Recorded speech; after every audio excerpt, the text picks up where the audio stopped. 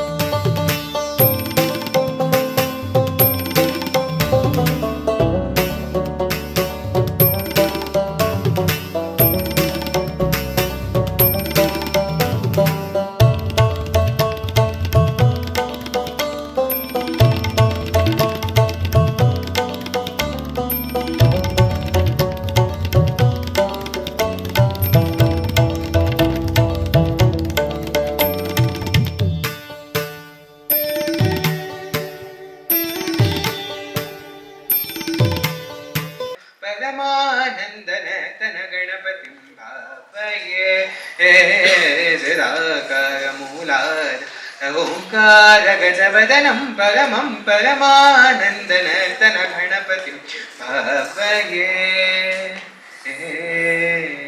धन्यवाद.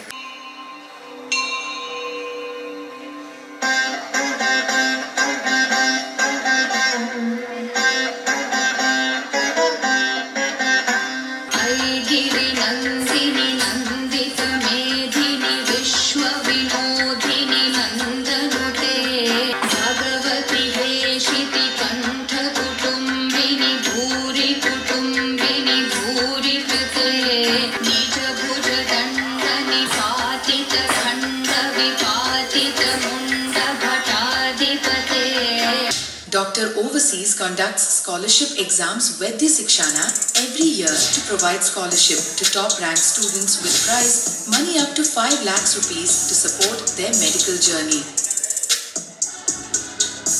ನಮ್ಮ ಕರ್ನಾಟಕದಲ್ಲಿ ಸರಿಸುಮಾರು 1.5 ಲಕ್ಷ ಜನ ಸ್ಟೂಡೆಂಟ್ಸ್ ನೀಟ್ ಎಕ್ಸಾಮಿನೇಷನ್ಸ್ ಬರೀತಾ ಇದ್ದಾರೆ. ಆದರೆ ನಮ್ಮ ಕರ್ನಾಟಕದಲ್ಲಿರೋ ಗೌರ್ಮೆಂಟ್ MBBS ಸೀಟ್ಸ್ ಬರೀ 3,800 ಮಾತ್ರ. ಪ್ರೈವೇಟ್ ಸೀಟ್ಸ್ ತಗೊಂಡಿದ್ದೀರಾ ಅಂತ ಹೇಳಿದ್ರೆ 6,000 ಪ್ಲಸ್ ಸೀಟ್ಸ್ ಇದೆ ಅಷ್ಟೇ.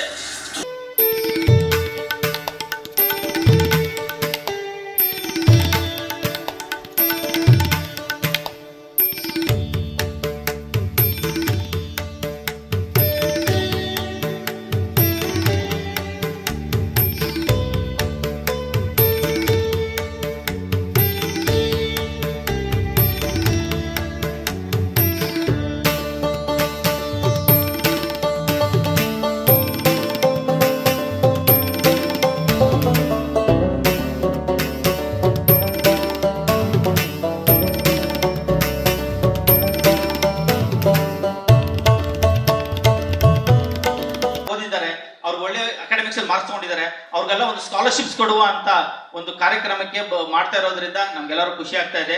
ಅಂಡ್ ಸ್ಟೂಡೆಂಟ್ಸ್ ಒಂದು ಕಡೆ ನನ್ನ ಕಡೆಯಿಂದ ಒಂದು ಸಜೆಷನ್ ಕೊಟ್ಬಿಡ್ತೀನಿ. ನಿಮ್ಮ ಪೇರೆಂಟ್ಸ್ ಹೇಳಿರ್ತಾರೆ, ನಿಮ್ಮ ಟೀಚರ್ಸ್ ಹೇಳ್ತಾರೆ, ಎಲ್ಲ ರೀತಿ ಸಜೆಷನ್ ಕೊಟ್ಟಿರ್ತಾರೆ. ಬಟ್ ನನ್ನ ಕಡೆಯಿಂದ ಒಂದು ಫ್ಯೂ ಸಜೆಷನ್ ಕೊಡ್ತೀನಿ ನಾನು. ಏನಂತ ಹೇಳಿದ್ರೆ, ಜೀವನದಲ್ಲಿ ನೀವೇನಾದ್ರೂ ಮುಂದೆ ಹೋಗ್ಬೇಕಂದ್ರೆ ಕೆಲವು ನಿಮ್ಮಲ್ಲಿ ನೀವು ಅಳವಡಿಸ್ಕೊಬೇಕಾಗುತ್ತೆ. ದೇಶದ ಮಾನ ಮರ್ಯಾದೆ ಕಾಪಾಡೋದು ನಿಮ್ ಕೈಲಿರುತ್ತೆ. ನೀವೇನೇ ಸಣ್ಣ ಪುಟ್ಟ ತಪ್ಪು ಮಾಡಿದ್ರು ಅದು ದೇಶಕ್ಕೆ ಪಾಯಿಂಟ್ ಔಟ್ ಆಗುತ್ತೆ. ಸೊ ನಿಮ್ಮನ್ನು ನೀವು ರೆಪ್ರೆಸೆಂಟ್ ಮಾಡ್ಕೊಳೋದು ತುಂಬಾ ಇಂಪಾರ್ಟೆಂಟ್. ಸೊ ನಿಮ್ಮ ನೀವು ರೆಪ್ರೆಸೆಂಟ್ ಮಾಡ್ಕೊಳೋದು ವಿಚಾರಕ್ಕೆ ಬಂದಾಗ, ಮೇಡಮ್ ಅವ್ರದ್ದು ಒಂದು ಬುಕ್ ರಿವೀಲ್ ಮಾಡಿದೆ. ಅದೇ ರೀತಿಯಲ್ಲಿ ನಾವು ತುಂಬಾ ಬುಕ್ಸ್ ಓದ್ತಾ ಇರ್ತೀನಿ. ಸೊ ಅದರಲ್ಲಿ ಒಂದು ವ್ಯಕ್ತಿಯ, ನಾನು ಯಾವಾಗ್ಲೂ ಆ ವ್ಯಕ್ತಿಯ ಬುಕ್ ಓದುವಾಗ ಒಂದು ವಿಚಾರ ನನಗೆ ತುಂಬಾ ಇಷ್ಟ ಆಗಿದೆ, ಅಂದ್ರೆ ಡಾಕ್ಟರ್ ಬಿ ಆರ್ ಅಂಬೇಡ್ಕರ್ ಅವರು. ಸೊ ಅವರಲ್ಲಿ ಏನ್ ನನಗೆ ತುಂಬಾ ಇಷ್ಟ ಆಗಿದ್ದು, ಇವಾಗಲೂ ನನ್ನಲ್ಲಿ ಅದನ್ನ ಅಳವಡಿಸ್ಕೊಂಡು ಹೋಗ್ತಾ ಇದ್ದೀನಿ. ಏನಂದ್ರೆ ಅವ್ರು ತುಂಬಾ ಚೆನ್ನಾಗಿ ರೆಪ್ರೆಸೆಂಟ್ ಮಾಡಿದ್ರು. ಅವರು ಸ್ಕೂಲ್ ಡೇಸ್ ಇಂದ ಅವರು ಪೂರ್ತಿ ಅವ್ರ ಕೋರ್ಸ್, ಅವರು ಲೈಕ್ ಅವರು ಕೊನೆ ಉಸಿರಿರೋಗೂ ಅವ್ರನ್ನ ಅವರು ತುಂಬಾ ಚೆನ್ನಾಗಿ ರೆಪ್ರೆಸೆಂಟ್ ಮಾಡ್ಕೊಂತ ಇದ್ರು. ಯಾವಾಗಲೂ ಐರನ್ ಡ್ರೆಸ್ ಹಾಕೊಂಡು ಹೋಗ್ತಾ ಇದ್ರು. ಸ್ಕೂಲ್ಸ್ ಅಲ್ಲಿ 100 ವರ್ಷ ಹಿಂದೆ ತಗೊಂಡಾಗ ನಿಮ್ಗೆ ಗೌರ್ಮೆಂಟ್ ಸ್ಕೂಲ್ಸ್ ಪರಿಸ್ಥಿತಿ ಯಾವ ತರ ಇತ್ತು ಅಂತ ಗೊತ್ತು. ಹಳೆ ಬಟ್ಟೆ ಹಾಕೊಂಡು ಅರ್ಧೋಗಿರೋ ಬಟ್ಟೆ ಹಾಕೊಂಡು ಹೋಗ್ತಾ ಇದ್ರು. ಬಟ್ ಆದ್ರೂ ಡಾಕ್ಟರ್ ಬಿ ಆರ್ ಅಂಬೇಡ್ಕರ್ ಅವರು ಆವಾಗ್ಲೂ ಅವರು ಐರನ್ ಮಾಡ್ಕೊಂಡು ಬಟ್ಟೆ ಅವರು ಒಂದು ಸ್ಕೂಲ್ಗೆ ಹೋಗ್ತಾ ಇದ್ರು. ಅವ್ರನ್ನ ಅವ್ರು ಆತರ ಐರನ್ ಮಾಡ್ಕೊಂಡು ಐರನ್ ಬಾಕ್ಸ್ ಇದಿಲ್ಲ. ಬಟ್ ಆ ವ್ಯಕ್ತಿ ಏನ್ ಮಾಡ್ತಾ ಇದ್ರು ಅಂದ್ರೆ, ಒಂದು ಚೆಂಬಲ್ಲಿ ಬಿಸಿ ನೀರು ಹಾಕ್ಬಿಟ್ಟು ಆ ಬಟ್ಟೆನ ಐರನ್ ಮಾಡ್ಕೊಂಡು ಹೋಗ್ತಾ ಇದ್ರು. ಸೊ ನೀವೇನಾದ್ರೂ ಮಾಡ್ಬೇಕಂತ ಇದ್ರೆ ನಿಮ್ಮಲ್ಲಿ ಆ ಛಲ ಇರಬೇಕು, ರೀಸನ್ಸ್ ಹೇಳ್ಬಾರ್ದು. ಓಕೆ, ಸೊ ಅದೇ ರೀತಿಯಲ್ಲಿ ನಿಮ್ಮೆಲ್ಲ ರೀತಿಯಲ್ಲಿ ಆ ವ್ಯಕ್ತಿಯು ಒಂದು ಲಾ ಮಾಡೋದಕ್ಕೆ UK ಹೋಗಿ USA ದಲ್ಲಿ ಹೋಗ್ಬಿಟ್ಟು ಅವರು PhD ಮಾಡ್ಕೊಂಡು ಅವ್ರು ಎಲ್ಲಾ ರೀತಿಯಲ್ಲಿ ಜ್ಞಾನವನ್ನು ತಗೊಂಡ್ಬಂದು ಇಲ್ಲಿ ಒಂದು ಕಾನ್ಸ್ಟಿಟ್ಯೂಷನ್ ಫಾರ್ಮ್ ಮಾಡಿದ್ರು. ಅದೇ ಕಾನ್ಸ್ಟಿಟ್ಯೂಷನ್ ನೀವು ಕೂಡ ಇದ್ದೀವಿ. ಇನ್ನೊಂದೇ ಇದ್ರೆ ಸೆಕೆಂಡ್ ಥಿಂಗ್ ಬಂದ್ಬಿಟ್ಟು, ನಿಮ್ಮ ಕ್ಯಾರೆಕ್ಟರ್, ನಿಮ್ಮ ರೂಟ್ಸ್ ಯಾವುದೇ ಕಾರಣಕ್ಕೂ ಮರೆಯಕ್ಕೆ ಹೋಗ್ಬೇಡಿ. ನಿಮ್ಮ ರೂಟ್ಸ್ ಆರ್ ವೆರಿ ಇಂಪಾರ್ಟೆಂಟ್. ಯಾಕೆ ನಿಮ್ಮ ತಂದೆ ತಾಯಿ ಹುಟ್ಟಾಗಿದ್ದ ಒಂದು ರೂಟ್ಸ್ ಅಂತ ನಿಮ್ಗೆ ಕೊಟ್ಟಿರ್ತಾರೆ, ಅದನ್ನ ಯಾವುದೇ ಕಾರಣಕ್ಕೂ ಮರೆಯಕ್ಕೆ ಹೋಗ್ಬೇಡಿ. ಓಕೆ, ಸೊ ಸ್ವಾಮಿ ವಿವೇಕಾನಂದರು ಚಿಕಾಗೋದಲ್ಲಿ ಅವರು ಸಮ್ಮೇಳನಕ್ಕೆ ಹೋದಾಗ ಯಾರೋ ಒಬ್ರು ಫಾರಿನ್ ಪರ್ಸನ್ ಬಂದು ಹೇಳ್ತಾರೆ, ಸರ್ ವೈಆರ್ ಡ್ರೆಸ್ ಈ ತರ ಡ್ರೆಸ್ ಅಪ್ ಹಾಕಿದ್ದೀರಾ, ಯಾವುದೋ ಒಂದು ಖಾದಿ ಡ್ರೆಸ್ ಹಾಕೊಂಡಿರ್ತಾರೆ, ಒಂದು ಜೆಂಟ್ಲ್ಮ್ಯಾನ್ ತರ ಇರಕ್ಕಾಗಲ್ವಾ ಅಂತ ಕೇಳಿದಾಗ ಸ್ವಾಮಿ ವಿವೇಕಾನಂದರು ಹೇಳ್ತಾರೆ, ನಿನ್ನ ದೇಶದಲ್ಲಿ ನೀನು ಹಾಕಿರೋ ಬಟ್ಟೆ ನೋಡ್ಬಿಟ್ಟು ನೀನು ಜೆಂಟ್ಲ್ಮ್ಯಾನ್ ಅಂತಾರೆ, ಆದ್ರೆ ನನ್ನ ದೇಶದಲ್ಲಿ ಒಂದು ವ್ಯಕ್ತಿಯ ಕ್ಯಾರೆಕ್ಟರಿಸ್ಟಿಕ್ ನೋಡಿ ಜೆಂಟ್ಲ್ಮ್ಯಾನ್ ಅಂತ ಹೇಳ್ತಾರೆ ಅಂದ್ಬಿಟ್ಟು. ಸೊ ಅದರಿಂದ ತಮಗಿರೋ ರೂಟ್ಸ್ ಅಂಡ್ ಕ್ಯಾರೆಕ್ಟರ್ಸ್ ಯಾವುದೇ ಕಾರಣಕ್ಕೂ ನೀವು ಮರೆಯಕ್ಕೆ ಹೋಗ್ಬೇಡಿ. ಅಂಡ್ ಕೊನೆಯದಾಗಿ ಇನ್ನೊಂದು ಮಾತು ಹೇಳ್ಬಿಡ್ತೀನಿ. ಸೊ ನೀವು ಜೀವನದಲ್ಲಿ ಎಷ್ಟು ಸಕ್ಸಸ್ ಆಗ್ಬೇಕಂದ್ರೆ 4 ವಿಚಾರಗಳು ನಾವು ಫಾಲೋ ಮಾಡ್ಬೇಕಾಗತ್ತೆ. ಓಕೆ, ಒಂದು ಕೃಷಿತೋ ನಾಸ್ತಿ ದುರ್ಭಿಕ್ಷಂ, ಜಪತೋ ನಾಸ್ತಿ ಪಾತಕಂ, ಮೌನೇನ ಕಲಂ ನಾಸ್ತಿ, ಜಾಗರೂಪ ಭಯಂ ನಾಸ್ತಿ. ಕೃಷಿತೋ ನಾಸ್ತಿ ದುರ್ಭಿಕ್ಷಂ, ಕೃಷಿ ಅಂತ ಹೇಳಿದ್ರೆ ಕೆಲಸ. Do your duty, the duty will give you the food. ಇಲ್ಲಿ ವೇದಿಕೆ ಮೇಲೆ ಇರೋ ಮಹಾನ್ ಭಾವರು ಅವ್ರು ಮಾಡಿರೋ ಹಾರ್ಡ್ ವರ್ಕ್ ಇಂದಾನೆ ಅವ್ರಿಗೆ ಇಲ್ಲಿ ಸಕ್ಸಸ್ ಸಿಕ್ಕಿರೋದು. ಸುಮ್ಮನೆ ಕುತ್ಕೊಂಡು ದೇವ್ರ ಮುಂದೆ ನನಗೆ ಏನಾದ್ರು ಆಶೀರ್ವಾದ ಮಾಡಿದ್ರೆ ಆಗೋದಿಲ್ಲ. ನೀನು ಹಾರ್ಡ್ ವರ್ಕ್ ಮಾಡಿದ್ರೆ ಮಾತ್ರನೇ ನಿಮ್ಗೆ ಜೀವನದಲ್ಲಿ ಸಕ್ಸಸ್ ಸಿಗುತ್ತೆ. ಓಕೆ, ಸೊ ಸೆಕೆಂಡ್ ಥಿಂಗ್ ಬಂದ್ಬಿಟ್ಟು ನಿಮ್ಗೆ ಜಪತೋ ನಾಸ್ತಿ ಪಾತಕಂ. ಸೊ ಜಪ ತಪ ಅನ್ನೋದು ವೆರಿ ಇಂಪಾರ್ಟೆಂಟ್. ನಿಮ್ಮ ರೂಟ್ಸ್ ನೀವು ಮರೆಯಕ್ಕೆ ಹೋಗ್ಬೇಡಿ ಅಂತ ಆಲ್ರೆಡಿ ಹೇಳಿದೆ. ನಿಮ್ಮ ಕಲ್ಚರ್ಸ್ ಇರ್ಬೋದು, ಯಾವುದೇ ಕಾರಣಕ್ಕೂ ಮರೆಯಕ್ಕೆ ಹೋಗ್ಬೇಡಿ. ಮೇನ್ ಥಿಂಗ್ ಏನಂತ ಹೇಳಿದ್ರೆ, ಇವಾಗ being a doctors is very important. ಯಾಕೆ ಯಾವ್ದೋ ಒಂದು ಎಮರ್ಜೆನ್ಸಿ ವಿಚಾರಕ್ಕೆ ಬಂದಾಗ ನೀವು ಯಾವ್ದೋ ಒಂದು ಹಾಸ್ಪಿಟಲ್ ಹೋಗ್ತೀರಾ, ಅಲ್ಲಿ ಬಂದ್ಬಿಟ್ಟು ಡಾಕ್ಟರ್ ಏನ್ ಹೇಳ್ತಾರೆ, ಸರ್ ನನ್ನ ಕೈಲಿ ಎಷ್ಟಾಗುತ್ತೆ ಅಷ್ಟು ನಾನು ಪ್ರಯತ್ನ ಬೀಳ್ತೀನಿ, ಮಿಕ್ಕಿದೆಲ್ಲ ದೇವ್ರಿಗೆ ಬಿಡ್ತೀನಿ ಅಂತ ಹೇಳ್ತಾರಲ್ಲ. ಸೊ ಅದರಿಂದ being a doctors it's very good to ನಿಮ್ಗೆಲ್ಲರೂ ಪ್ರತಿಯೊಬ್ಬರು ಒಂದು ದೇವ್ರನ್ನ ನಂಬಿಕೆ ಇಟ್ಕೊಬೇಕು. ಇವಾಗ ನಮ್ಗೆ ಇಲ್ಲಿ ನಾರಾಯಣ ಹೃದಯ ಗೊತ್ತು, ಬೊಮ್ಮಸಂದ್ರದಲ್ಲಿ ಇದೆ. So one of the biggest hospital ಮುಂದೆ ನೀವು ಹೋಗಿದ್ರೆ ಅಂತ ಹೇಳಿದ್ರೆ ಒಂದೇ ಟೂಮ್ ಅಲ್ಲಿ 4 ದೇವಸ್ಥಾನಗಳಿದೆ. ಈ ಕಡೆ ಯಾರು ಹೋಗಿದ್ರೆ ಒಂದ್ಸರಿ ವಿಸಿಟ್ ಮಾಡಿದ್ರೆ ನಿಮ್ಗೆ ಗೊತ್ತಿರುತ್ತೆ. ಒಂದು ದಿಕ್ಕಿನಲ್ಲಿ ನಮ್ಗೆ ಹಿಂದೂ ದೇವಸ್ಥಾನ ಇದೆ, ಇನ್ನೊಂದ್ ಕಡೆ ನಿಮ್ಗೆ ಮಸೀದಿ ಇದೆ, ಇನ್ನೊಂದ್ ಕಡೆ ನಿಮ್ಗೆ ಚರ್ಚ್ ಇದೆ, ಇನ್ನೊಂದ್ ಕಡೆ ಸಿಖ್ರದಿದೆ. ಸೊ ಎಲ್ಲರೂ ಅಲ್ಲಿ ಹೋಗಿ ಪ್ರಾರ್ಥನೆ ಮಾಡ್ತಾ ಇರ್ತಾರೆ. ಬೆಳಗ್ಗೆಯಿಂದ ಸಾಯಂಕಾಲ ಪ್ರತಿಯೊಬ್ರು ಪ್ರಾರ್ಥನೆ ಮಾಡ್ತಾ ಇರ್ತಾರೆ. ಒಂದೇ ಟೂಮ್ ಅಲ್ಲಿ ಎಲ್ಲರೂ ಪ್ರಾರ್ಥನೆ ಮಾಡ್ತಾ ಇರ್ತಾರೆ. ಸೊ ಏನಂತಂದ್ರೆ ಒಂದೇ ಸೂಪರ್ ನ್ಯಾಚುರಲ್ ಪವರ್ ಇರೋದು. ನೀವು ಯಾವುದೇ ರೀತಿಯಲ್ಲಿ ನೀವು ಹೆಂಗೆ ನೀವು ಪ್ರಾರ್ಥನೆ ಮಾಡಿದ್ರು ಒಂದೇ ಸೂಪರ್ ನ್ಯಾಚರ್ಗೆ ರೀಚ್ ಆಗುತ್ತೆ. ಓಕೆ, ಸೊ ನಾಮ ಹಲವು ದೈವ ಒಂದೇ. ಓಕೆ, ಸೊ ಧರ್ಮ ಯಾವುದೇ ಇರ್ಬೋದು, ಬಟ್ ಅದೊಂದು ಹೋಗಿ ರೀಚ್ ಆಗೋದು ನಮ್ಗೆ ಒಂದೇ ಸೂಪರ್ ನ್ಯಾಚರ್ ಪವರ್ಗೆ. ಸೊ ಭಗವದ್ಗೀತೆಯಲ್ಲಿ ಶ್ರೀಕೃಷ್ಣ ಪರ್ವತ ಹೇಳಿದಾನೆ. ಸೊ ಓಕೆ, ಸೊ ಅದರಿಂದ being a doctors it's very important to believe in God. ಆಯ್ತಾ? ಇನ್ನೊಂದು ಎಕ್ಸಾಂಪಲ್ ಹೇಳ್ಬಿಡ್ತೀನಿ. ನಮ್ಮ ದೇಹದಲ್ಲಿ ಆಕ್ಚುಲಿ ಬೀಂಗ್ ಡಾಕ್ಟರ್ಸ್ ಆಗಿರೋದ್ರಿಂದ ನಮ್ಮ ದೇಹದಲ್ಲಿ 5 ಅಡಿ 6 ಅಡಿ ದೇಹದಲ್ಲಿ ನರ್ವ್ ಸಿಸ್ಟಮ್ಸ್ ಅಂತ ಇರುತ್ತಲ್ವಾ, ಈ ನರ್ವ್ ಸಿಸ್ಟಮ್ಸ್ ನ ತೆಗೆದುಬಿಟ್ಟು ಲೈನ್ ಆಗಿ ನಾವು ಜೋಡಿಸಿದೀವಿ ಅಂತ ಹೇಳಿದ್ರೆ 72 ಕಿಲೋಮೀಟರ್ ಹೋಗುತ್ತೆ. ಗೊತ್ತಾ ನಿಮ್ಗೆ? 72 ಕಿಲೋಮೀಟರ್ಸ್ ಹೋಗುತ್ತೆ. ಅಂದ್ರೆ ಈ 5 ಅಡಿ 6 ಅಡಿ ದೇಹದಲ್ಲಿ ಒಂದು 72 ಕಿಲೋಮೀಟರ್ ಅಂತ ಉದ್ದ ಇರುವಂತ ಒಂದು ನರ್ವ್ ಸಿಸ್ಟಮ್ಸ್ ಇದೆ ಅಂತ ಹೇಳಿದ್ರೆ ನಿಜವಾಗ್ಲೂ ಆ ಭಗವಂತ ಇದ್ದಾನೆ. ಯಾರೋ ಒಬ್ರು ಬಂದ್ಬಿಟ್ಟು ಅಲ್ಲಿ ನಿಮ್ಗೆ ಗೊತ್ತಿರೋ ಒಂದು ಸೈನ್ಸ್ ಅಂಡ್ ಟೆಕ್ನಾಲಜಿ ಮೀರು ಒಂದಿದೆ. ಸೊ ಅದರಿಂದ ಪ್ರತಿಯೊಬ್ಬರು ಮೇಕ್ ಶ್ಯೂರ್ ಆ ದೈವವನ್ನು ನಂಬಿ ನೀವೇನೇ ಒಂದು ಬುಕ್ಸ್ ಓದಬೇಕು, ನೀವೇನೇ ಒಂದು ಆಪರೇಷನ್ ಮಾಡಬೇಕು, ದೇವ್ರಿಗೆ ಉಪ್ಸಿಟ್ಟು ಮಾಡಿದ್ರೆ ಅಂತ ಹೇಳಿದ್ರೆ ಖಂಡಿತ ನಿಮ್ಗೆ ಸಕ್ಸಸ್ ಸಿಗುತ್ತೆ. ನೆಕ್ಸ್ಟ್ ಥಿಂಗ್ ಈಸ್ ಮೌನೇನ ಕಲಹಂ ನಾಸ್ತಿ. ನೀವು ಎಷ್ಟು ಸೈಲೆನ್ಸ್ ಆಗಿರ್ತೀರೋ ಅಷ್ಟು ನೀವು ಸಕ್ಸಸ್ ಸಿಗುತ್ತೆ. ಏನಂತ ಹೇಳಿದ್ರೆ ಮೌನ, ಇವಾಗ ಡಾಕ್ಟರ್ಸ್ ಹೋಗಿ ಎಲ್ಲರೂ ಸೈಲೆಂಟ್ ಆಗಿರ್ತಾರೆ. ನೀವು ಎಷ್ಟು ಸೈಲೆಂಟ್ ಆಗಿರ್ತಾರೋ ನಿಮಗೆ ಲಿಸನಿಂಗ್ ಸ್ಕಿಲ್ಸ್ ಜಾಸ್ತಿ ಆಗುತ್ತೆ. ನೀವು ಫಸ್ಟ್ ಪೇಷನ್ಸ್ ಎಲ್ಲ ಕೇಳಬೇಕಾಗುತ್ತೆ, ಅವ್ರದ್ದು ಏನು ಪ್ರಾಬ್ಲಮ್ ಇದೆ, then you can just treat them properly. So ಅದರಿಂದ ಮೌನ ಅನ್ನೋದು ತುಂಬಾ ಇಂಪಾರ್ಟೆಂಟ್. ನೀವು ಎಷ್ಟು ಸೈಲೆಂಟ್ ಆಗಿರ್ತಾರೋ ನಿಮ್ಮ ಘನತೆ ಗೌರವ ಅಷ್ಟೊಂದು ಇಂಪ್ರೂವ್ಮೆಂಟ್ ಆಗುತ್ತೆ. ಫೈನಲ್ ಆಗಿ ಬಂದ್ಬಿಟ್ಟು ಜಾಗರೂಪ ಭಯಂ ನಾಸ್ತಿ, ಜಾಗ್ರತೆಯಿಂದ ಇರಬೇಕಾಗತ್ತೆ. ನೀವೇನೇ ಒಂದು ಹಿಂಗೆ ಡಾಕ್ಟರ್ಸ್ ಸರ್ಜರಿ ಮಾಡ್ತೀರಾ, ಪ್ರತಿಯೊಂದು ವಿಚಾರದಲ್ಲಿ ತುಂಬಾ ಕೇರ್ಫುಲ್ ಆಗಿ ಹ್ಯಾಂಡಲ್ ಮಾಡಬೇಕಾಗತ್ತೆ. ಓಕೆ, ಸೊ ಅದರಿಂದ ಜಾಗ್ರತೆಯಿಂದ ನೀವು ಇರಬೇಕಾಗತ್ತೆ. ನೀವು ಎಷ್ಟು ಜಾಗ್ರತೆಯಿಂದ ಇರ್ತೀರೋ ಪ್ರತಿಯೊಂದು ನಿಮಗೆ that will be a stepping stone. Okay, and final ಆಗಿ ನಮಗೆ ಸ್ಟೂಡೆಂಟ್ಸ್ಗೆ ಒಂದು ಸಜೆಷನ್ ಕೊಟ್ಟೆ. ನಮ್ಮಲ್ಲಿರೋ ಎಲ್ಲರಿಗೂ ಪ್ರತಿಯೊಬ್ಬರಿಗೂ ಒಂದು ಲಾಸ್ಟ್ ಒಂದು ಸಜೆಷನ್ ಕೊಡ್ತೀನಿ. ನಾವು ಒಂದು ವಿಚಾರದಲ್ಲಿ ಜಾಗ್ರತೆ ಇರೋಣ. ಏನಂತ ಹೇಳಿದ್ರೆ ಡಾಕ್ಟರು ಮತ್ತೆ ದೇವರು ಇವರಿಬ್ರು ವಿಚಾರದಲ್ಲಿ ನಾವು ಜಾಗ್ರತೆ ಆಗಿರೋಣ. ಏನಕ್ಕಂತ ಹೇಳಿದ್ರೆ ಡಾಕ್ಟರ್ ಏನಾದ್ರು ಕೋಪ ಮಾಡ್ಕೊಂಡ್ರೆ ದೇವ್ರೇನಾದ್ರೂ ಕೋಪ ಮಾಡ್ಕೊಂಡ್ರೆ ಡಾಕ್ಟರ್ ಹತ್ರ ಕಳಿಸ್ತಾನೆ, ಡಾಕ್ಟರ್ ಏನಾದ್ರು ಕೋಪ ಮಾಡ್ಕೊಂಡ್ರೆ ಡೈರೆಕ್ಟ್ ಆಗಿ ದೇವ್ರ ಹತ್ರ ಕಳಿಸ್ತಾರೆ. ಸೊ ಅದರಿಂದ ನಾವು ನೀವೆಲ್ಲರೂ ಡಾಕ್ಟರು ಮತ್ತೆ ದೇವ್ರ ಹತ್ರ ಹುಷಾರಾಗಿರೋಣ ಅಂತ ಹೇಳ್ತಾ ನಾನು 2 ಮಾತುಗಳು ಮುಗಿಸ್ತಾ ಇದ್ದೀನಿ. Thank you sir.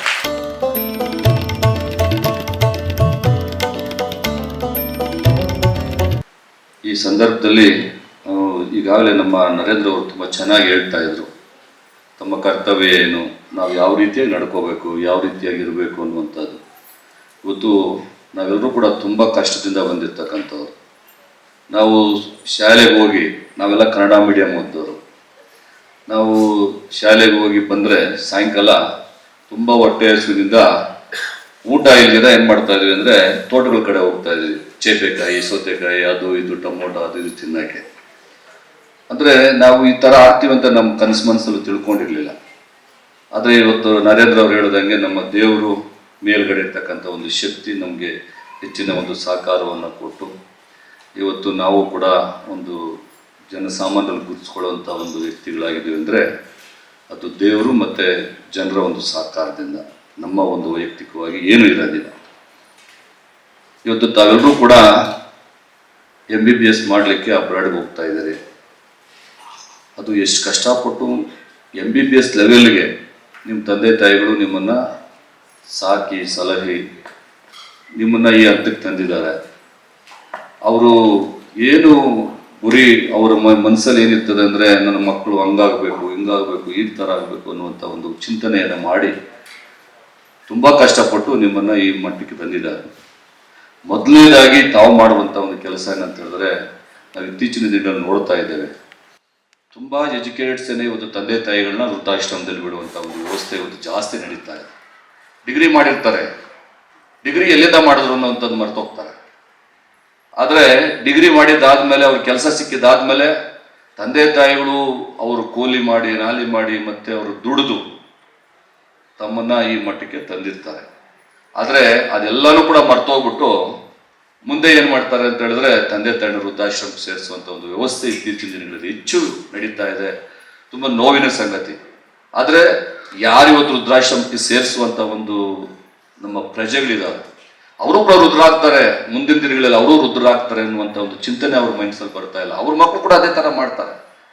ಆ ರೀತಿಯಾಗಿ ಆಗಬಾರ್ದು. ಯಾಕಂದರೆ ಮೊದಲನೇದಾಗಿ ನಮ್ಮ ತಂದೆ ತಾಯಿಗಳಿಗೆ ಹೆಚ್ಚಿನ ಒಂದು ಗೌರವವನ್ನು ಕೊಡೋದ್ರ ಮುಖಾಂತರ ಅವರು ನಮ್ಮನ್ನು ಏನು ಸಾಕಿ ಸಲಹೆ ಈ ಮಟ್ಟಕ್ಕೆ ತಂದಿದ್ದಾರೆ, ಮೊದಲನೇದಾಗಿ ಅವರಿಗೆ ಹೆಚ್ಚಿನ ಒಂದು ಗೌರವ ಮತ್ತು ಅವರು ವೃದ್ಧರಾದಂಥ ಸಂದರ್ಭದಲ್ಲಿ ನೀವು ಊರ್ಗೋಲಾಗಿ ಅವರಿಗೆ ಹೆಚ್ಚಿನ ರೀತಿಯಲ್ಲಿ ನೋಡ್ಕೋಬೇಕಾಗ್ತದೆ. ಇವತ್ತು ನೀವು MBBS ಮಾಡಲಿಕ್ಕೆ ಇವತ್ತು ಅಬ್ರಾಡ್ಗೆ ಬೇರೆ ಬೇರೆ ಕಂಟ್ರಿಗಳಲ್ಲಿ ಬೇರೆ ಬೇರೆ ಯೂನಿವರ್ಸಿಟಿಗೆ ತಾವೆಲ್ಲರೂ ಕೂಡ ಹೋಗ್ತಾ ಇದ್ದೀರಾ. ತಾವು ಇವತ್ತು ನಮ್ಮ ನರೇಂದ್ರ ಅವರು ತುಂಬ ಚೆನ್ನಾಗಿ ಹೇಳ್ಕೊಟ್ರು.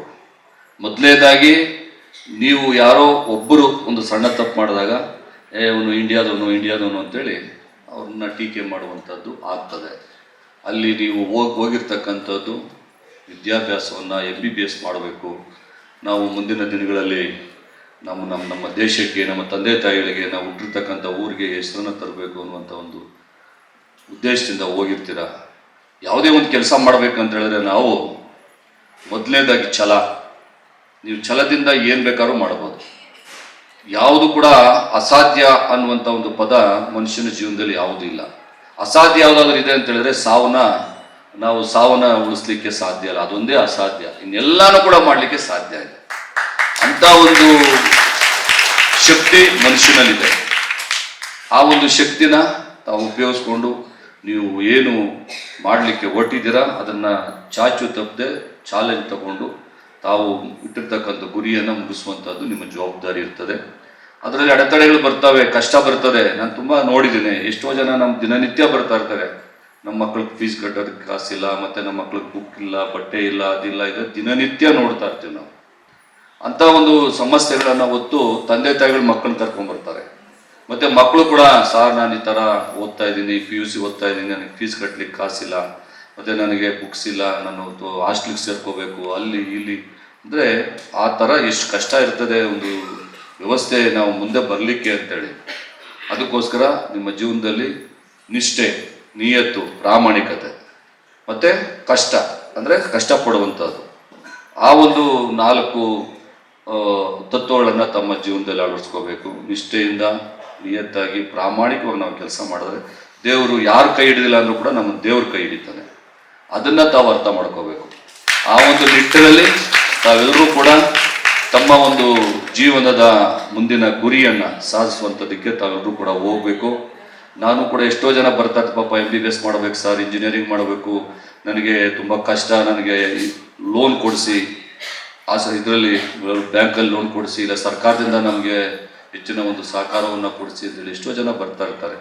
ಆದರೆ ಈ ಥರ ನಮ್ಮ ನರೇಂದ್ರ ಅವರು ಈ ರೀತಿಯಾದಂಥ ಒಂದು ವ್ಯವಸ್ಥೆಯನ್ನು ಇವತ್ತು ಅಬ್ರಾಡಲ್ಲಿ ನಮ್ಮ ಥರನೇ ಎಲ್ಲ ಮಕ್ಕಳು ಕೂಡ ಓದಲಿ, MBBS ಮಾಡಲಿ, ಮತ್ತು ಈ ದೇಶಕ್ಕೆ ಹೆಚ್ಚಿನ ರೀತಿಯ ಸೇವೆಯನ್ನು ಮಾಡಲಿ ಅನ್ನುವಂಥ ಉದ್ದೇಶದಿಂದ ಪಾಪ ಅವರಿಗೆ ಸಹಕಾರವನ್ನು, ಅವರಿಗೆ ರೋಟು ಎಷ್ಟೋ ಜನಕ್ಕೆ ಗೊತ್ತಿರಲ್ಲ. ನಾವು ಬೆಂಗಳೂರಿಗೆ ಹೋದ್ರೇ ಯಾವ ಊರಲ್ಲಿ ಇದ್ದೀವಿ, ಎಲ್ಲಿದ್ದೀವಿ ಅಂತ ಗೊತ್ತಾಗಲ್ಲ ನಮಗೆ.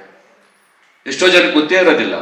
ಅಂಥದನ್ನು ಇವತ್ತು ಬೇರೆ ದೇಶಕ್ಕೆ ಕಳಿಸಿ ಅಲ್ಲಿ ಅವರಿಗೆ ರೂಟ್ ಈ ಥರ ಮಾಡಿ, ಆ ಥರ ಮಾಡಿ ಅಂತೇಳಿ ಅವರಿಗೆ ಎಲ್ಲ ರೀತಿಯಲ್ಲೂ ಕೂಡ ಅವರಿಗೆ ಡೈರೆಕ್ಷನ್ ಕೊಟ್ಟು, ಮತ್ತೆ ಅದ್ರ ಜೊತೆಯಲ್ಲಿ ಸಹಕಾರವನ್ನು, ಹಣದ ಸಹಕಾರವನ್ನು ಕೊಡುವಂಥದ್ದು.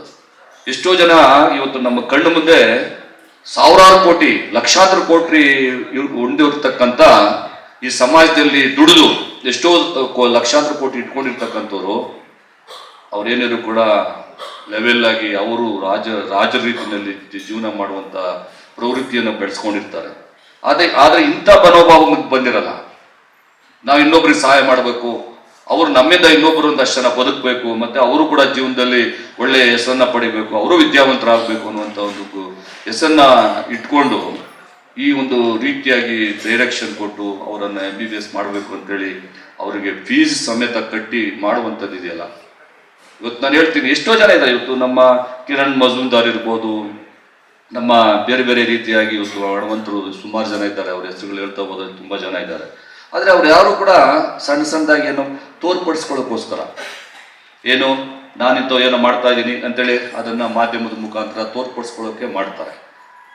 ಆದರೆ ಈ ರೀತಿಯಾಗಿ ಅವರ ಒಂದು ಸಣ್ಣ ಸಂಸ್ಥೆಯಿಂದ ಈ ರೀತಿಯಾಗಿ ಫೀಸ್ ಕಟ್ಟಿ ಮತ್ತು ಅವರಿಗೆ ಡೈರೆಕ್ಷನ್ ಕೊಟ್ಟು ಅವರು MBBS ಮಾಡಲಿ ಅನ್ನುವಂಥ ಒಂದು ದೊಡ್ಡ ಗುಣವನ್ನು ಮಾಡಿದಾರಲ್ಲ ನರೇಂದ್ರ ಕುಮಾರ್ ಅವರಿಗೆ ಮತ್ತು ಅವರ ಶ್ರೀಮತಿಯವರಿಗೆ ನಾನು ವಿಶೇಷವಾಗಿ ಅಭಿನಂದನೆಗಳನ್ನು ಸಲ್ಲಿಸ್ತೇನೆ. ಇದು ಮುಂದುವರಿಲಿ. ಇದೇ ರೀತಿಯಾಗಿ ಅವ್ರ ಕಡೆಯಿಂದ ಎಲ್ಲ ರೀತಿಯಲ್ಲೂ ಕೂಡ ಮಕ್ಕಳು MBBS ಮಾಡ್ಕೊಂಬಂದು ಮುಂದೆ ನಾನು ಒಂದು ಕಿವಿ ಮಾತನ್ನು ಹೇಳಲಿಕ್ಕೆ ಬಯಸ್ತೇನೆ. MBBS ಮುಗಿದ ತಕ್ಷಣಕ್ಕೆ ಏನು ಮಾಡ್ತಾರೆ ಅಂತ ಹೇಳಿದ್ರೆ ಪ್ರೈವೇಟ್ ಹಾಸ್ಪಿಟಲ್ ನೋಡ್ತಾರೆ.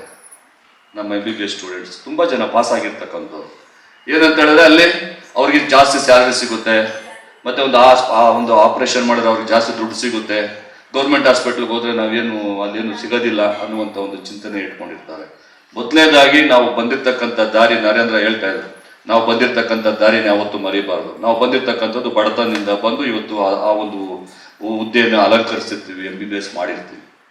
ಅದನ್ನು ನಾವು ಹಿಂದೆ ಮರಿದಿರ ಮತ್ತೆ ಅದನ್ನು ಸೇವೆಯನ್ನು ಪ್ರಾಮಾಣಿಕವಾಗಿ ನಿಮ್ಮನ್ನು ನಂಬಿ ಬರ್ತಾರೆ. ಒಬ್ಬ ಪೇಷಂಟ್ಸು ಇವತ್ತು ಹೇಳ್ದಂಗೆ ಪೇಷಂಟ್ ಅಂತ ಹೇಳಿದ್ರೆ ಡಾಕ್ಟರ್ ಅಂತ ಹೇಳಿದ್ರೆ ದೇವರಪ್ಪ, ಅವ್ರು ನಮ್ಮನ್ನು ಕಾಪಾಡ್ತಾರೆ, ನನ್ನ ಪ್ರಾಣ ಹೋಗ್ತಾ ಇದೆ ಅಂತೇಳಿ ನಂಬಿಕೆಯಿಂದ ಬರ್ತಾರೆ. ಆ ನಂಬಿಕೆಯಿಂದ ಬರುವಂಥ ಸಂದರ್ಭದಲ್ಲಿ ನೀವು ಅವರಿಗೆ ಬಹು ಮುಖ್ಯವಾಗಿರ್ತಕ್ಕಂಥ ಒಂದು ಟ್ರೀಟ್ಮೆಂಟ್ ಏನು ಗೊತ್ತಾ? ಒಬ್ಬ ಪೇಷಂಟು ಒಬ್ಬ ಡಾಕ್ಟರ್ ಹತ್ರ ಹೋದಾಗ ಅವ್ರನ್ನ ಪ್ರೀತಿಯಿಂದ ಚೆನ್ನಾಗಿ ಮಾತಾಡಿಸಿ, ಅರ್ಧ ಕಾಯಿಲೆ ಅಲ್ಲೇ ಮೇಲೆ ಆಗ್ಬಿಡ್ಬೇಕು ಅವರಿಗೆ.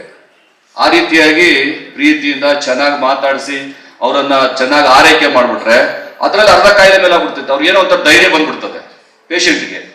ಆ ರೀತಿಯಾದಂಥ ಒಂದು ವ್ಯವಸ್ಥೆನ ತಾವು ಮೈಗೂಡಿಸ್ಕೋಬೇಕು. ಇಂಥ ಒಂದು ಕಾರ್ಯಕ್ರಮವನ್ನು ಮಾಡಿದಂಥ ನಮ್ಮ ನರೇಂದ್ರ ಅವರಿಗೆ ಮತ್ತೊಮ್ಮೆ ಅಭಿನಂದನೆಗಳನ್ನು ಸಲ್ಲಿಸಿ, ನಿಮ್ಮ ಜೀವನದಲ್ಲಿ ಅವ್ರ ಥರ ನೀವು ಆಗಬೇಕು, ಗೊತ್ತಾಯ್ತಲ್ಲ, ಅದೇ ಥರ ನೀವು ಆಗಬೇಕು ಅಂತೇಳಿ ಅವರನ್ನು ಕುಂಡಿಸಿದ್ದಾರೆ. ಅವರು ಹೇಳುವಂಥ ಮಾತನ್ನು ಕೇಳಿ ನೀವು ಜೀವನದಲ್ಲಿ ಮುಂದೆ ಬರುವಂಥ ಒಂದು ಕೆಲಸ ಆಗಲಿ ಅಂತೇಳಿ ಹೇಳ್ತಾ, ಇವತ್ತು ಮುಂದಿನ ದಿನಗಳಲ್ಲಿ ತಾವೆಲ್ಲರೂ ಕೂಡ ಫಾರಿನ್ಗೆ ಹೋಗಿ MBBS ಮಾಡುವಂಥ ವಿದ್ಯಾರ್ಥಿಗಳು ತಾವೆಲ್ಲರೂ ಏನಿದ್ದೀರಿ, ನಿಮಗೆ ಶುಭ ಆಗಲಿ. ನೀವು ಅಂದ್ಕೊಂಡಿರ್ತಕ್ಕಂಥ ಕೆಲಸ ಆಗಲಿ. ವಿಶೇಷವಾಗಿ ನಿಮ್ಮ ತಂದೆ ತಾಯಿ ಗೌರವ ತರುವಂಥ ಕೆಲಸವನ್ನು ಮಾಡಿ ಅಂತೇಳಿ ನಾನು 2 ಮಾತನ್ನು ಮುಗಿಸ್ತಾ ಇದ್ದೀನಿ. ಜೈ. ಕರತಾಡನ ನಿಲ್ಲಬಾರದು. 1 ನಿಮಿಷ ಕರತಾಡನ.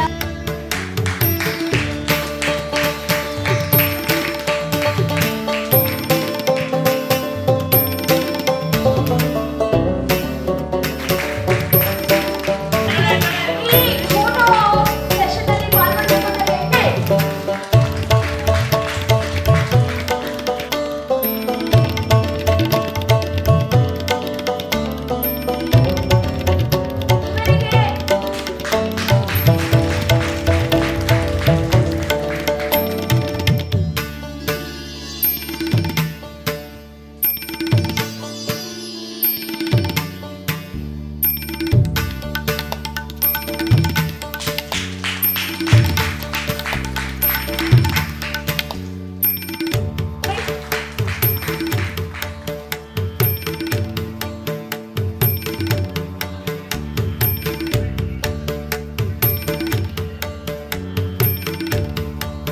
ಮತ್ತೊಂದು third prize winner Sumita T R. Sumita T R ದಯವಿಟ್ಟು ವೇದಿಕೆಗೆ ಬರಬೇಕು. ಸೆಕೆಂಡ್ ಆಗಿ ಧನ್ಯೇಶ್ ಕನ್ಸಲಿಯನ್.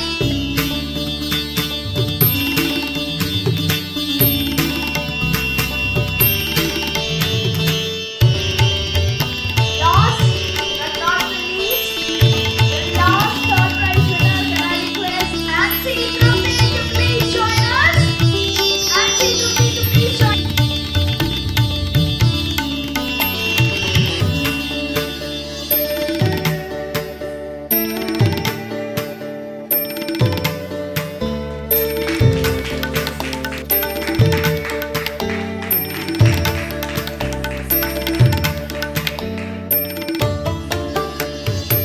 ಹಾಗಾಗಿ ಎಲ್ಲ ಕಡೆ ಇವರ ಕೀರ್ತಿ ಬೆಳಗಲಿ ಅಂತ ಮಕ್ಕಳ ಸೂತ್ರವನ್ನ ಮಾಡಿ MBBSಗೆ ಅವರಿಗೆ tuitions.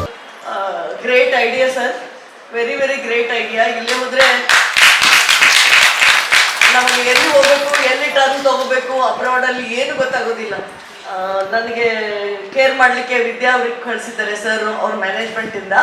So Vidya was telling, sir ಮತ್ತು ಮೇಡಮ್ ಅಲ್ಲಿ ಮಕ್ಕಳಿಗೆ ಕರ್ಕೊಂಡು ಹೋಗ್ತಾರಂತೆ ಜೊತೆಲಿ.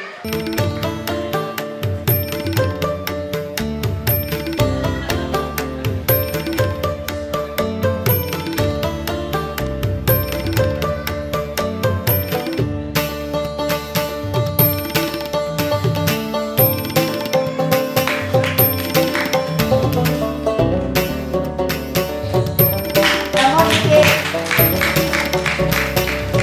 Dasara can compete with the Mysore Dasara.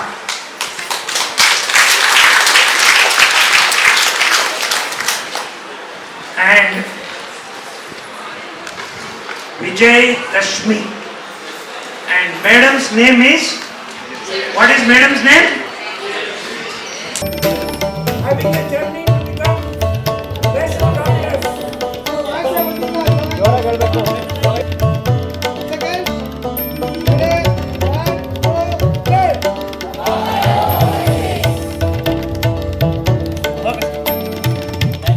Doctor overseas ಈ ದಿನ ವೈದ್ಯ ಉತ್ಸವ ಅಂತ ಈ ಕಾರ್ಯಕ್ರಮ ಮಾಡ್ತಾಯಿದೆ. ಇದು ಪ್ರೀ ಡಿಪಾರ್ಚರ್ ಮತ್ತು ಸ್ಕಾಲರ್ಶಿಪ್ ಸೆರೆಮನಿ. ನಮ್ಮ ಭಾರತದಲ್ಲಿ ಮಕ್ಕಳಿಗೆ ಗೋರ್ಮೆಂಟ್ ಸೀಟ್ ಸಿಗೋದಿಲ್ಲ, ತುಂಬ ಕಷ್ಟ ಆಗುತ್ತೆ. ಯಾಕಂದರೆ ಸರಿಸುಮಾರು 25 ಲಕ್ಷ ಜನ ಸ್ಟೂಡೆಂಟ್ಸ್ ನೀಟ್ ಬರೀತಾರೆ, ಇರೋದೇ 1,10,000 ಸೀಟ್ಸು. ಸೊ ಎಲ್ಲ ಸ್ಟೂಡೆಂಟ್ಸ್ಗೂ ನಿಮಗಿಲ್ಲಿ ಗೌರ್ಮೆಂಟ್ ಸೀಟ್ ಸಿಗೋದಿಲ್ಲ. ಸೊ ಸ್ಟೂಡೆಂಟ್ಸ್ ಅಂದರೆ ತುಂಬ ಒದ್ದಾಡ್ತಾ ಇದ್ದಾರೆ ಮಕ್ಕಳು. ಯಾಕಂದರೆ ಇಲ್ಲಿ ಇನ್ ಕೇಸ್ ಗೌರ್ಮೆಂಟ್ ಸೀಟ್ ಸಿಕ್ಕಿಲ್ಲ ಅಂದರೆ 1 ಕೋಟಿಯಿಂದ 2 ಕೋಟಿ ಅವರು ಖರ್ಚು ಮಾಡಬೇಕಾಗತ್ತೆ MBBS ಮಾಡಬೇಕಂತ ಹೇಳಿದ್ರೆ. ಅದೇ ವಿದೇಶದಲ್ಲಿ ನಾವೇನಂತ ಹೇಳಿದ್ರೆ ನಮ್ಮ ಡಾಕ್ಟರ್ ಓವರ್ಸೀಸ್ ಕಡೆಯಿಂದ ಇಂಡಿಯಾದಲ್ಲಿ ಗೌರ್ಮೆಂಟ್ ಸೀಟ್ ಸಿಕ್ಕಿಲ್ವಾ ಚಿಂತೆ ಮಾಡಬೇಡಿ, ವಿದೇಶದಲ್ಲಿ ಗೌರ್ಮೆಂಟ್ ಯೂನಿವರ್ಸಿಟಿಯಲ್ಲಿ ಮಾಡಿ. ಸೊ ಇಲ್ಲಿ ಏನು ನಿಮಗೆ ಇಯರ್ಲಿ ಫೀಸ್ ಏನಿರುತ್ತೋ ಅದೇ ಫೀಸ್ ಅಲ್ಲಿ ಸಿಗುತ್ತೆ. ಸೊ ನಮಗೆ NMC ಗೈಡ್ಲೈನ್ಸ್, ಇವಾಗ ನಮ್ಮ ಈ ಕಾರ್ಯಕ್ರಮಕ್ಕೆ ನ್ಯಾಷನಲ್ ಮೆಡಿಕಲ್ ಕಮಿಷನ್ ಕಡೆಯಿಂದ ಅಡಿಷನಲ್ ಸೆಕ್ರೆಟರಿ ಎಲ್ಲ ಬಂದಿದ್ದಾರೆ. ಸೊ NMC ಏನು ಗೈಡ್ಲೈನ್ಸ್ ಕೊಡುತ್ತೋ ಆ ಥರ ಗೈಡ್ಲೈನ್ಸ್ನ ಫಾಲೋ ಮಾಡೋಂಥ ಯೂನಿವರ್ಸಿಟೀಸ್ ಮಾತ್ರ ನಾವು ಗೈಡ್ ಮಾಡ್ತೀವಿ. ಸೊ ಯೂನಿವರ್ಸಿಟೀಸ್ ಎಲ್ಲ ಹೇಗಿರುತ್ತೆ ಅಂತ ಹೇಳಿದ್ರೆ ಮಕ್ಕಳಿಗೆ ಎಂಡ್ ಟು ಎಂಡ್ ಗೈಡೆನ್ಸ್ ಇರುತ್ತೆ. ಇಲ್ಲಿಂದ ಡಾಕ್ಯುಮೆಂಟೇಷನ್ನು, ಪಾಸ್ಪೋರ್ಟು, ವೀಸಾ, ಸ್ಟೂಡೆಂಟ್ ಜೊತೆಲಿ ಟ್ರಾವೆಲ್ ಆಗಿ ಅಲ್ಲೇ ಅವ್ರನ್ನ ಸೆಟ್ಲ್ ಮಾಡಿ ಆ ಯೂನಿವರ್ಸಿಟಿಯಲ್ಲಿ ನಮ್ಮ ಕೋರ್ಡಿನೇಟರ್ಸ್ ಇರ್ತಾರೆ. ಸೊ 6 ವರ್ಷವರೆಗೂ ಮಕ್ಕಳಿಗೆ ನಾವು ರೆಸ್ಪಾನ್ಸಿಬಿಲಿಟಿ ತೊಗೊತೀವಿ. ಸೊ ಅದು ಅಲ್ಲದೆ ಮಕ್ಕಳು ಬಂದುಬಿಟ್ಟು ಇಲ್ಲಿ 98-90% ತೊಗೊಂಡಿರ್ತಾರೆ, ಬಟ್ ಅವ್ರಿಗೆ MBBS ಸೀಟ್ ಸಿಕ್ಕಿರೋದಿಲ್ಲ. ಈ ಥರ ಮಕ್ಕಳು ಹಾಗೂ ಪೋಷಕರು ನಿರಾಸೆಯಲ್ಲಿರ್ತಾರೆ. ಅವ್ರಿಗೆಲ್ಲ ಒಂದು ಉತ್ತೇಜನ ಕೊಡೋದಕ್ಕೋಸ್ಕರ ನಮ್ಮ ಕಡೆಯಿಂದ ವೈದ್ಯ ಶಿಕ್ಷಣ ಅನ್ನೋ ಒಂದು ಸ್ಕಾಲರ್ಶಿಪ್ಸ್ ಎಕ್ಸಾಮಿನೇಷನ್ಸ್ ಕಂಡಕ್ಟ್ ಮಾಡಿದ್ರಿ. ಈ ಎಕ್ಸಾಮಿನೇಷನ್ಸಲ್ಲಿ ಯಾರು ಟಾಪ್ ಬರ್ತಾರೋ ಆ ಮಕ್ಕಳಿಗೆ ಬಂದುಬಿಟ್ಟು ನಾವು ಸ್ಕಾಲರ್ಶಿಪ್ಸ್ ಅಮೌಂಟ್ ಕೊಡ್ತಾ ಇದ್ದೀವಿ. So first prize 5 lakh, second prize 3 lakh, third prize 2 lakh ಅಂತ ಕೊಡ್ತಾ ಇದ್ದೀವಿ. ಈ ದಿನ ಮಕ್ಕಳಿಗೆ ನಮ್ಮ ಶಾಸಕರು ಹಾಗೂ ನಮ್ಮ ಡಾಕ್ಟರ್ಸು ತುಂಬ NMCಯಿಂದ ಬಂದಿದ್ದಾರೆ, ಡೆಲ್ಲಿಯಿಂದ, ಹಾಗೂ ಪದ್ಮಶ್ರೀ ಅವಾರ್ಡ್ ತೆಗಿರೋ ನಮ್ಮ ವಿಜಯಲಕ್ಷ್ಮಿ ಮೇಡಮ್ ಬಂದಿದ್ದಾರೆ. ಸೊ ಈ ಥರ ಮಹಾನ್ ವ್ಯಕ್ತಿಗಳ ಕೈಯಿಂದ ಅವ್ರಿಗೊಂದು ಸ್ಕಾಲರ್ಶಿಪ್ಸ್ ಕೊಟ್ಟಿರೋದು ಒಂದು ನಮ್ಮ ಆರ್ಗನೈಸೇಷನ್ನ ಒಂದು ಪುಣ್ಯ ಅಂತ ಹೇಳ್ಕೊಬೋದು. ಸೊ ಈ ದಿನ ಈ ಕಾರ್ಯಕ್ರಮ ತುಂಬ ಚೆನ್ನಾಗಿ ಬಂದಿದೆ. ಇದೇ ವಾರದಲ್ಲಿ ಮಕ್ಕಳೆಲ್ಲ ಬಂದುಬಿಟ್ಟು ಅಬ್ರಾಡ್ಗೆ ಫ್ಲೈ ಆಗ್ತಾ ಇದ್ದಾರೆ. ಅವ್ರಿಗೆ ಎಂಡ್ ಟು ಎಂಡ್ ಗೈಡೆನ್ಸ್ ಕೊಡ್ತೀವಿ ಹಾಗೂ ಎಲ್ಲ ಮಕ್ಕಳಿಗೆ ಆಲ್ ದ ಬೆಸ್ಟ್ ಅಂತ ಹೇಳ್ತಾ ನಾನು 2 ಮಾತುಗಳು ಹೇಳ್ತಾ ಇದ್ದೀನಿ. ಅಂದರೆ ದುಡ್ಡು ಮಾಡೋದು ಆದರೆ ನಮ್ಗೆ ಇಷ್ಟು ಕಡಿಮೆ ಬೆಲೆಯಲ್ಲಿ ಇಷ್ಟೊಂದು ಶಿಕ್ಷಣ ಕೊಡೋದು ಈಗ ಸಾಧ್ಯ ಆಯಿತು ಅಂತ ಸರ್, ಸಿಂಪಲ್ ಥಿಂಗ್ ಏನಂತ ಹೇಳಿದ್ರೆ ತುಂಬ ಆರ್ಗನೈಸೇಷನ್ಸ್ ಏನು ಮಾಡ್ತಾರೆ ಅಂತ ಹೇಳಿದ್ರೆ ಇಲ್ಲಿ ಒಂದು ದಂಧೆ ಮಾಡ್ಕೊಂಡ್ಬಿಟ್ಟಿದ್ದಾರೆ. ಯಾಕಂದರೆ ಅಲ್ಲಿರೋದು 20 ಲಕ್ಷ, ಇಲ್ಲಿರೋದು 30 ಲಕ್ಷ, ಈ ಥರ ದಂಧೆ ಮಾಡ್ಕೊಂಡಿದ್ದಾರೆ. ಸೊ ನಮ್ಮ ಆರ್ಗನೈಸೇಷನ್ದ ಏನು ಮಾಡ್ತೀವಿ ಅಂತಂದರೆ ಮಕ್ಕಳಿಗೆ ನೀವು ಯೂನಿವರ್ಸಿಟಿ ಗೌರ್ಮೆಂಟ್ ಕಟ್ಟೋದು ಗೌರ್ಮೆಂಟ್ ಕಟ್ಟಿ, ಡಾಕ್ಯುಮೆಂಟೇಷನ್ ಮಾಡೋ ಡಾಕ್ಯುಮೆಂಟ್ಸ್ ಮಾಡಿ, ವೀಸಾ ಮಾಡೋ ಫೀಸ್ ವೀಸಾ ಕಟ್ಟಿ. ಯಾವುದೇ ಕಾರಣಕ್ಕೂ ಥರ್ಡ್ ಪರ್ಸನ್ ಇನ್ವಾಲ್ವ್ ಮಾಡೋದಿಲ್ಲ. ಡೈರೆಕ್ಟ್ ಯೂನಿವರ್ಸಿಟಿಯಿಂದ ಅಡ್ಮಿಷನ್ ಲೆಟರ್ ಬರುತ್ತೆ, ಮಕ್ಕಳು ಡೈರೆಕ್ಟಾಗಿ ಯೂನಿವರ್ಸಿಟಿಗೆ ಪೇಮೆಂಟ್ ಮಾಡ್ತಾರೆ. ಇಲ್ಲಿ ಡಾಕ್ಯುಮೆಂಟೇಷನ್ಸು, ಫೀಸು ಏನೇನಿದೆಯೋ ಎಲ್ಲ ಪ್ರತಿಯೊಂದು ನಾವು ಮುಂದೆ ಎತ್ಕೊಂಡು ಅವ್ರಿಗೆ ಒಂದು ಇಡೀ ಕರ್ನಾಟಕದಲ್ಲಿ ತುಂಬ ಕಮ್ಮಿ ವೆಚ್ಚದಲ್ಲಿ ಡಾಕ್ಯುಮೆಂಟೇಷನ್ ಫೀಸ್ ತೊಗೊಂಡು ಅವ್ರ ಮಕ್ಕಳಿಗೆ ಒಂದು ಸಪೋರ್ಟ್ ಮಾಡ್ತಾ ಇದ್ದೀವಿ, ಒಂದು ಸೇವೆಯಾಗಿ ಮಾಡ್ತಾ ಇದ್ದೀವಿ. ಯಾಕಂದರೆ ನಮ್ಮ ರೂರಲ್ ಏರಿಯಾದಲ್ಲಿ ತುಂಬ ಜನ ಮಕ್ಕಳಿಗೆ ಈ MBBS ವಿದೇಶದಲ್ಲಿ ಇಷ್ಟು ಕಮ್ಮಿಗೆ ಆಗುತ್ತೆ ಅಂತ ಗೊತ್ತಿಲ್ಲ. ಎಲ್ಲರೂ ಕೋಟಿಗಟ್ಟಲೆ ಖರ್ಚಾಗುತ್ತೆ ಅಂದ್ಬಿಟ್ಟು ಅವ್ರ ಕನಸುಗಳನ್ನೇ ದೂರ ಮಾಡ್ಕೊತಾ ಇದ್ದಾರೆ. ಸೊ ಅದರಿಂದ ಎಲ್ಲ ಮಕ್ಕಳಿಗೆ ನಾವು ಒಂದು ಗೈಡೆನ್ಸ್ ಕೊಟ್ಟು ಅವ್ರ ಜೀವನದಲ್ಲಿ ಮುಂದೆ ಹೋಗಲಿ, ಅವ್ರಿಗೊಂದು ಗೈಡೆನ್ಸ್ ಸಿಗಲಿ, ಹಾಗೂ ಅವ್ರ ಆಸೆಗಳು ಮತ್ತು ಅವ್ರ ಕನಸುಗಳು ನಿರಾಸೆ ಆಗಬಾರ್ದು ಅಂದ್ಬಿಟ್ಟು ಈ ಕಾರ್ಯಕ್ರಮ ಮಾಡ್ತಾ ಇದ್ದೀವಿ. ನಮ್ಮ ಆರ್ಗನೈಸೇಷನಲ್ಲಿ ಪ್ರತಿ ವರ್ಷ ಸರಿಸುಮಾರು 100ರಿಂದ 150 ಸ್ಟೂಡೆಂಟ್ಸು ನಮ್ಮ ಕಡೆಯಿಂದ ಅಬ್ರಾಡ್ಗೆ ಫ್ಲೈ ಆಗ್ತಾರೆ. 10 ವರ್ಷದಿಂದ ಈ ಆರ್ಗನೈಸೇಷನ್ನ ನಡೆಸ್ಕೊಂಬರ್ತಾ ಇದ್ದೀವಿ. ಸರಿಸುಮಾರು ಒಂದು 1500ರಿಂದ 1800 ಸ್ಟೂಡೆಂಟ್ಸು ನಮ್ಮ ಕಡೆಯಿಂದ ವಿದೇಶಕ್ಕೆ ಫ್ಲೈ ಆಗಿದ್ದಾರೆ. ಸೊ ಎಲ್ಲ ಪ್ರತಿಯೊಂದು ಸ್ಟೂಡೆಂಟು ಅವರು ಅಲ್ಲಿ MBBS ಮುಗಿಸ್ಕೊಂಡು ಬರೋವರೆಗೂ ನಮ್ಮ ರೆಸ್ಪಾನ್ಸಿಬಿಲಿಟಿ ಇರುತ್ತೆ ಮಕ್ಕಳಿಗೆ. ಹಾಗೂ ಪೋಷಕರಾಗಿ ವಿದೇಶಕ್ಕೆ ಹೋದ್ಮೇಲೆ ಯಾವ ಥರ ಏನು ಅಂತ ಅವ್ರಿಗೊಂದು ಭಯ ಇರುತ್ತೆ. ಆದರೆ ಯಾವುದೇ ರೀತಿ ಭಯಪಡೋ ಅವಶ್ಯಕತೆ ಇಲ್ಲ. ನಾವೆಲ್ಲ ರೀತಿಯಲ್ಲಿ ಮುಂದೆ ಇರ್ತೀವಿ. ನಿಮ್ಮ ಮಕ್ಕಳಿಗೆ ಸೇಫ್ಟಿ ಸೆಕ್ಯೂರಿಟಿ ನಾವೇ ನೋಡ್ಕೊತೀವಿ. ಟೋಟಲ್ 6 ವರ್ಷ ಮಕ್ಕಳು ಸೇಫಾಗಿ ಬರ್ತಾರೆ. ಸೊ ಏನು ಚಿಂತೆ ಮಾಡೋ ಅವಶ್ಯಕತೆ ಇರೋದಿಲ್ಲ. ನಾನು ಡಾಕ್ಟರ್ ಭಾಗ್ಯಶ್ರೀ ಅಂತ, so CEO of this company. ಇವತ್ತು ಡಿಪಾರ್ಚರ್ ಸೆರೆಮನಿ ನಡೀತಾ ಇದೆ. ಸೊ ಇಂಡಿಯಾದಲ್ಲಿ ತುಂಬ ಸ್ಟೂಡೆಂಟ್ಸ್ಗೆ ನೀಟಲ್ಲಿ ಎಲಿಜಿಬಲ್ ಬಂದರೂ ಕೂಡ ಅವ್ರಿಗೆ ಸೀಟ್ ಸಿಗೋಲ್ಲ, ಗೌರ್ಮೆಂಟ್ ಸೀಟ್ ಸಿಗೋಲ್ಲ. ಸೊ ನಾವು ಅದಕ್ಕೋಸ್ಕರ ಏನು ಮಾಡ್ತೀವಿ ಅಂದರೆ ಅಬ್ರಾಡಲ್ಲಿ ಗೌರ್ಮೆಂಟ್ ಸೀಟ್ ಸಿಗೋ ಥರ ಮಾಡ್ತೀವಿ. ಅಂದರೆ ಅಲ್ಲಿ ಕೂಡ ಗೌರ್ಮೆಂಟ್ ಕಾಲೇಜಲ್ಲಿ, ಯೂನಿವರ್ಸಿಟೀಸಲ್ಲೇ ಕಮ್ಮಿ ಬಜೆಟಲ್ಲಿ, ಇಲ್ಲಿ ಗೌರ್ಮೆಂಟ್ ಸೀಟ್ಸ್ಗೆ ನೀವು ಎಷ್ಟು ಪೇ ಮಾಡ್ತೀರೋ ಅದೇ ಬಜೆಟಲ್ಲಿ ನಾವು ಗೌರ್ಮೆಂಟ್ ಅಬ್ರಾಡಲ್ಲಿ ಸಜೆಸ್ಟ್ ಮಾಡಿಕೊಡ್ತೀವಿ ಅವ್ರಿಗೆ. ಸೊ ಇವತ್ತು ಏನು ವಿಶೇಷ ಅಂದರೆ ಇವರು ನೀಟಲ್ಲಿ ಎಲಿಜಿಬಲ್ ಆಗಿರ್ತಾರೆ, ಬಟ್ ಗೌರ್ಮೆಂಟ್ ಸೀಟ್ ಸಿಕ್ಕಿಲ್ಲ ಅಂದ್ಬಿಟ್ಟು ಡಿಪ್ರೆಷನ್ಗೆ ಹೋಗ್ಬಿಟ್ಟಿರ್ತಾರೆ. ನಾವು ಅಂಥವ್ರಿಗೆ ಇನ್ನೊಂದು ಸರಿ ಎಕ್ಸಾಮ್ನ ಕಂಡಕ್ಟ್ ಮಾಡಿಬಿಟ್ಟು ಅದರಲ್ಲಿ ಫಸ್ಟು, ಸೆಕೆಂಡ್, ಥರ್ಡ್ ಅಂತ ಮಾಡಿ ಅವ್ರಿಗೆ ಸ್ಕಾಲರ್ಶಿಪ್ ಕೊಡ್ತೀವಿ. 5 lakhs, 3 lakhs, 2 lakhs ಅಂತ. ಸೊ ಇವತ್ತೆಲ್ಲರೂ ಖುಷಿಯಾಗಿದ್ದಾರೆ. ನನಗೂ ಕೂಡ ತುಂಬ ಖುಷಿ ಇದೆ.